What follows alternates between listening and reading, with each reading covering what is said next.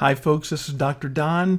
I need to update the video on how to copy these models. The old video on copying and pasting was done before I decided to give you templates on these other pages showing you where to put your information. If you use the method I showed you there where you copy the entire worksheet, then you will overwrite those templates and defeat the purpose. So all you need to do is to highlight the cells that have your model, and if you keep your model within the template that we gave you, it would be cells A1 down to B20.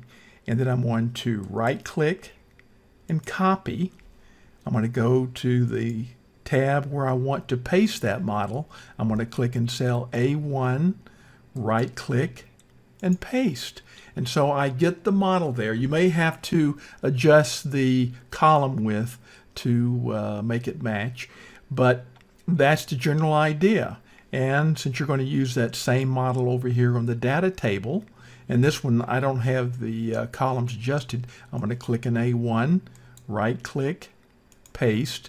Now here you see I've got to expand those column widths so that everything shows.